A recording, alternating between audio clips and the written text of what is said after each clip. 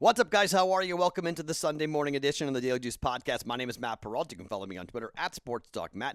You can follow BettingPros on Twitter at BettingProsNFL. We're here every single morning here on BettingPros.com, on YouTube, and also on wherever you get your podcasts on a podcast platform. So here's where we are for today on a Sunday. I have got 2 hockey plays and 1 NBA play to give you guys coming up today. I'm going to have NBA player props. There are 2 games being played, so with 2 games and 4 teams, I feel comfortable doing NBA player props today. So looking forward to doing that. But let's quickly recap yesterday. It was a 1-2 in one day. First, the push.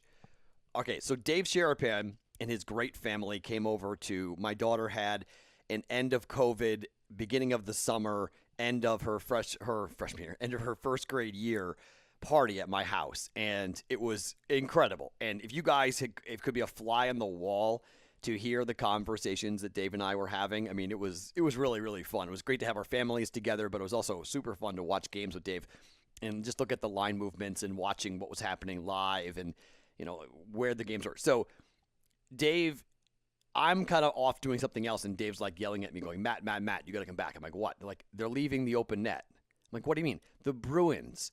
It's currently 3-1. You have 5, right? I'm like, yeah.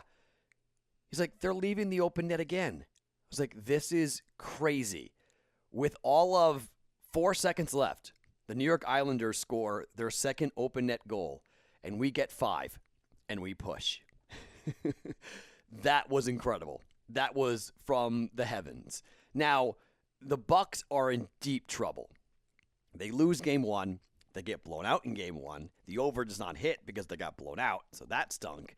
And then the White Sox do not win against the lefty. They lost to the Tigers 4-3, so that run line bet does not hit. So that right there would be an 0-2 in one day.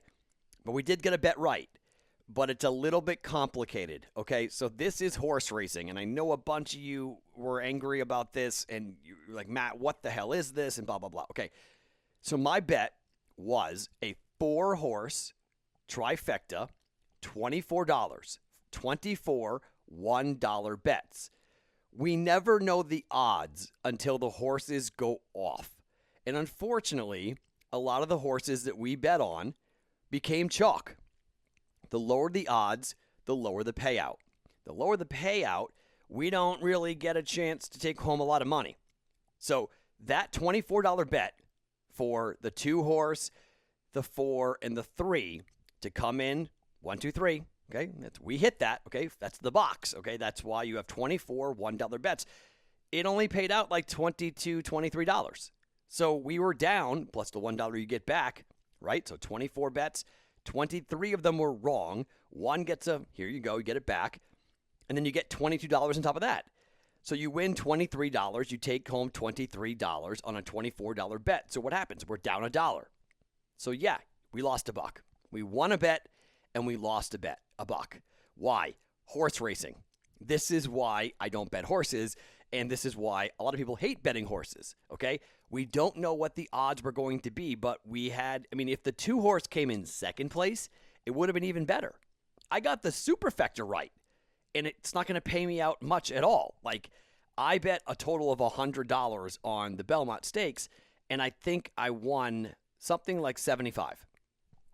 Or, yeah, somewhere in that range. I haven't seen it exactly yet. But I lost $25, winning 2 bets. Okay? That's horse racing. That's pari-mutuel. You don't know what the odds are until the horses go off. And that's why horse racing stinks in a lot of ways. It can be great.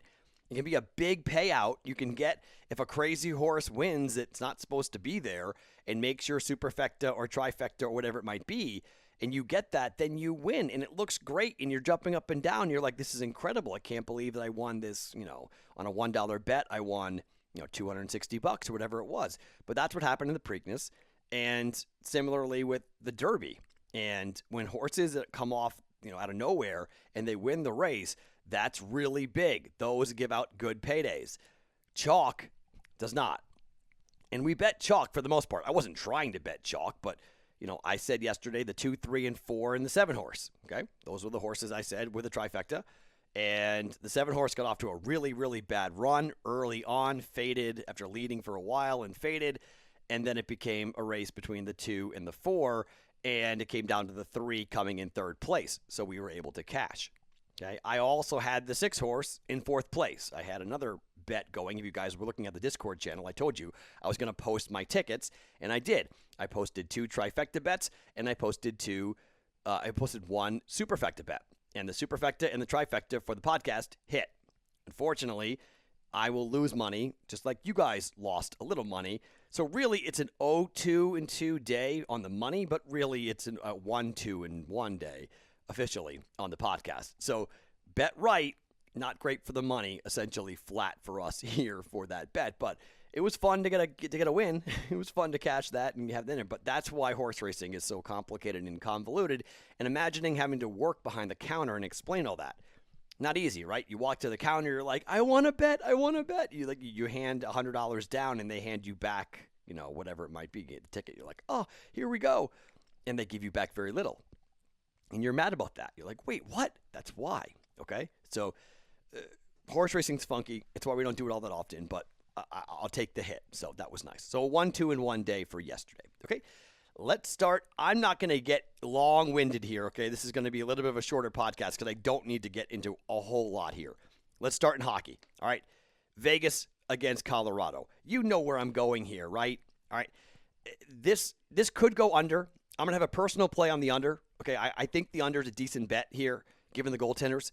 But the Golden Knights have led the Avalanche in expected goals, okay? They have outshot, get this, they have outshot Colorado 84-45 in this series. They have created way more high-danger opportunities, goals that should have happened. They are, in Games 2 and Game 3, they are outplaying the Colorado Avalanche, period. Philip Grubauer is the reason why this is a 2-1 series. Vegas has a sold-out house. They know they can skate with these guys. They've got to stay out of the penalty box.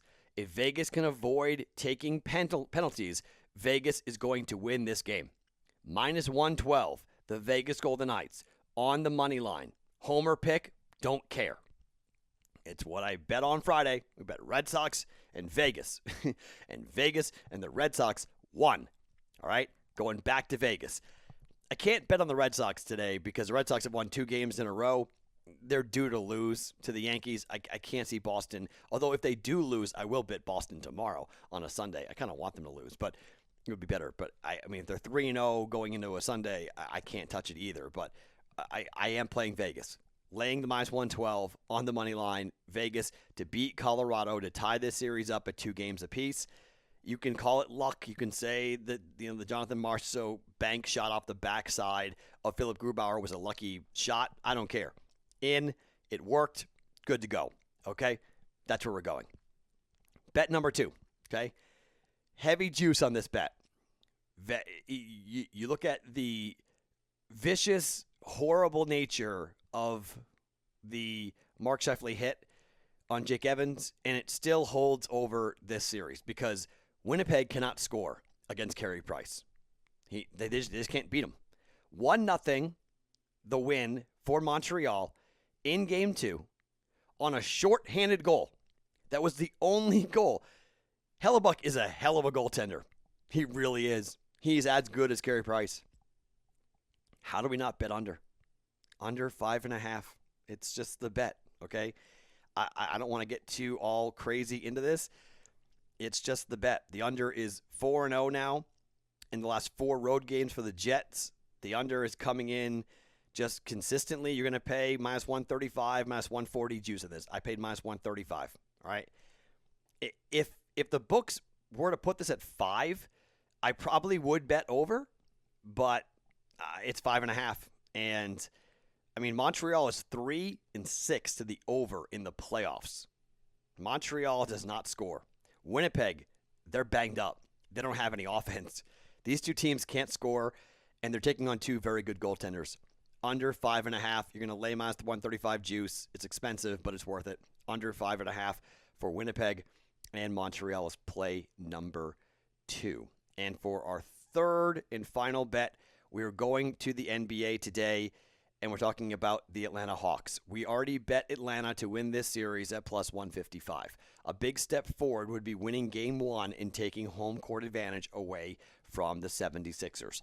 I don't know when Joel Embiid will play, but most likely he's not playing in this game. He may try to give it a go, but my guess is they're going to hold him out, and they're not going to want to risk it because they need him one for the whole series, but why make the knee more complicated and maybe be out for a long period of time if you have a compromised knee and it gives out and something really bad happens to Joel Embiid?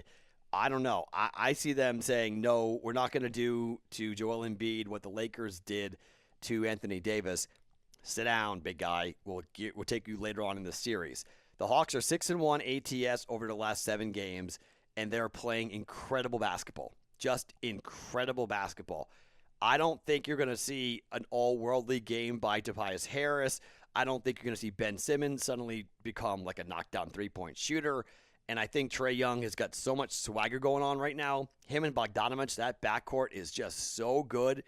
I'm not saying that Philly is going to punt on this game, but I do think Philadelphia has a chance to say, yeah, we understand what's going on. We're going to we're going to let this happen. Go ahead. You can have Game 1. Without Joel Embiid, we'll get him back, and we'll try to be there.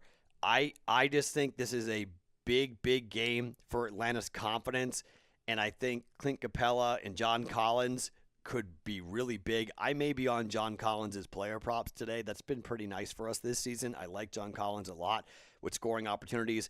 Embiid out, if he is out. But I think he's going to be out. I don't see him playing. I'm taking Atlanta at plus 2.5. I don't hate a money line play, but I'll take the 2.5 points here. Atlanta plus 2.5 to potentially steal Game 1 or maybe lose it by a last-second bucket or something if Philly's going to win. But we're taking Atlanta at plus 2.5 at minus 110 for the one NBA play coming up here today. So, to recap, Vegas, money line, minus 112. Under Winnipeg and Montreal, 5.5 at minus 135. And we're going Hawks plus 2.5 at minus 110 for the one basketball play going on here today for the podcast. Remember the BetMGM up above me here on YouTube, the $20 bet to win $100 in any event by using that promo code JUICE100 at BetMGM.com or on the BetMGM app to win regardless of the outcome of the game. $20 on anything will win $100 in free wagers thanks to BetMGM. If you guys would like to open up a new account with BetMGM and use the promo code JUICE100. One quick interesting thing that happened in golf that I want to run by you guys real fast. If you had bet Jon Rahm on an East Coast book to win the golf tournament yesterday, you won. Here in Vegas, you lost. Okay? That's the big difference between Vegas and the East Coast. The East Coast books recognize the bad beat. Karma committee comes in, and they give everyone's wager back. East Coast books are looking for customers. Vegas books are looking to stay in business. That's kind of the difference there. Vegas said, nope, Jon Rahm tested positive for COVID-19. Jon Rahm's out. Jon Rahm lost. East Coast books are like, well, he had a 6-stroke lead. He would have won the event. Yep, let's pay it out. You win. Or we're going to refund it, one of the two. Refund the wager or pay the wager out. If you had Jon Rahm on the East Coast, congratulations. If you had Jon Rahm in Vegas, sorry. That's kind of the problem when it comes to where you're betting and the different philosophies behind East Coast books and Vegas books. Just the way things are.